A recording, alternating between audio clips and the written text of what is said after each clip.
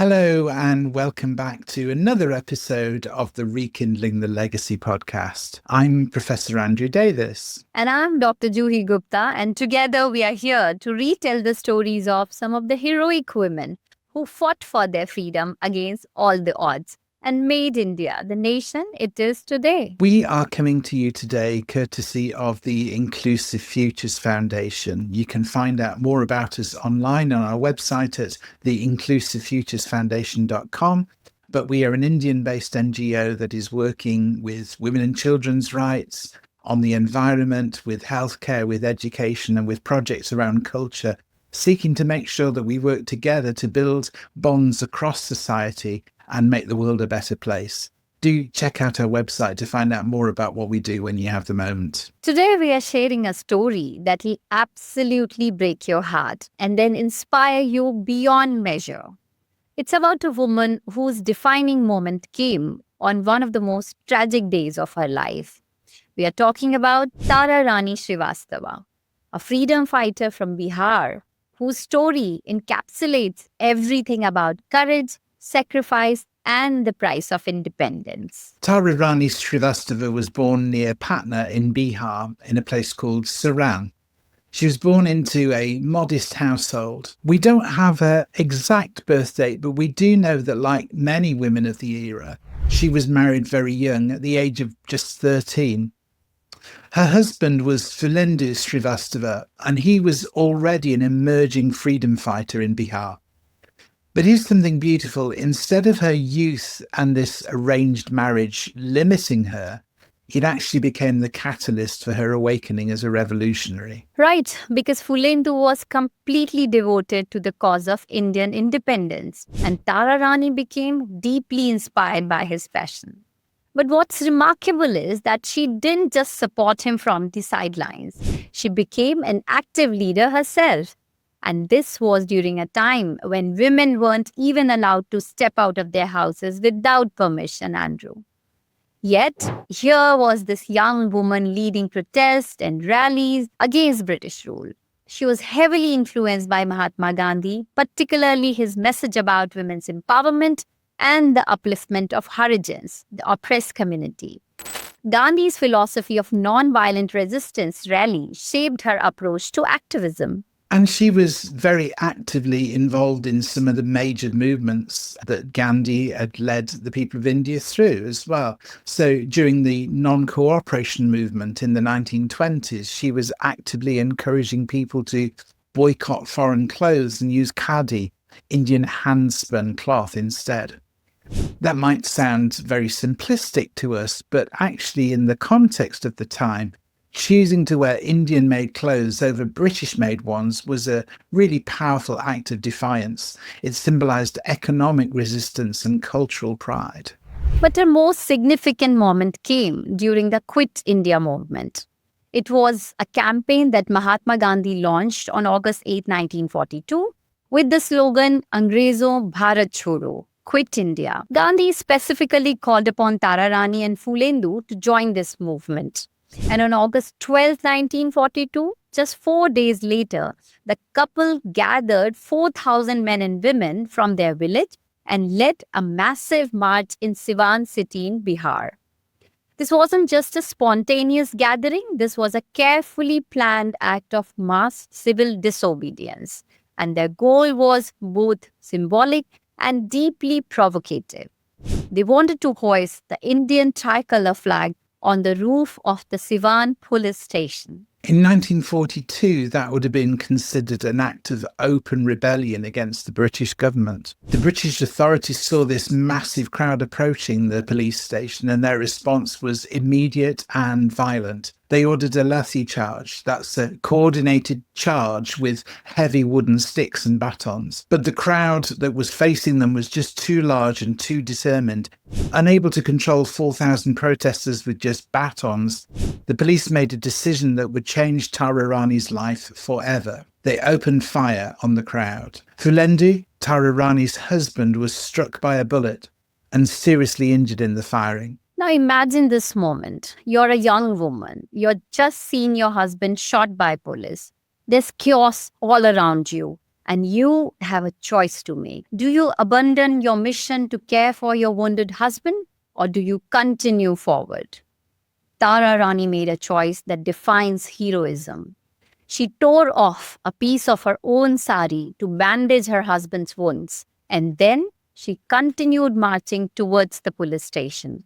She left her injured husband in the care of others and kept moving forward because the mission was bigger than any individual, even someone she loved deeply. At the head of the crowd, she reached the police station and they succeeded in hoisting the Indian tricolour flag. She'd accomplished what she and her husband had set out to do, but when she returned to him, Phulendu had died from his injuries. This man who had inspired her to join the freedom movement, who had been her partner in this struggle, was gone. At this point, she was probably around 30 years old, maybe a little bit younger, and she had just become a widow in the most traumatic circumstances imaginable. Her husband had died for the cause that they both believed in. But here's what separates extraordinary people from ordinary ones: her response to this tragedy. During Phulendu's funeral, she was the one providing comfort to others. She was the strong one, the one holding everybody else together. 3 days later, on August 15, 1942, there was a prayer service in Chhapra to honor Phulendu's sacrifice and contributions to the freedom struggle. And here's one of the most beautiful historical coincidences. Exactly 5 years later, on August 15, 1947, when India gained its independence, the date of that memorial service became Independence Day. After her husband's death, Tara Rani could have retreated from public life. She was then a young widow from just a modest background with no independent wealth or family support system. And yet instead she continued leading protests and rallies right up until 1947. For 5 more years after losing her husband, she kept fighting for the dream that they'd shared together.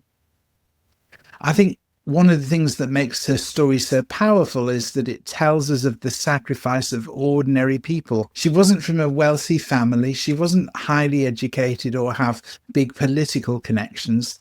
Tara Rani Srivastava was just a young woman who believed passionately in freedom.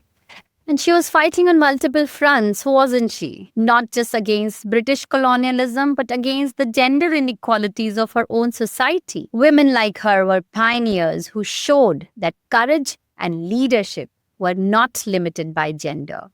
In an era where women were expected to remain in the domestic sphere, she was leading thousands of people in acts of civil disobedience. She was redefining what was possible for women in Indian society. The independence movement is often told through the stories of famous male leaders from major urban centres. But the real movement was made up of thousands of people like Tara Rani in small towns and villages across India. For decades after independence, stories like hers were not widely known or celebrated. But that is now changing, thankfully.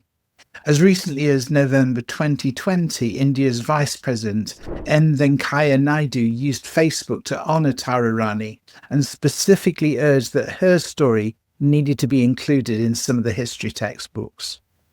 I think there's something profound about the image that defines her story. Tearing her sari to bandage her husband's wounds and then continuing to march towards her goal. It's such a perfect metaphor for resilience. So, like we always conclude our biographies by asking and answering this question, that what was her legacy?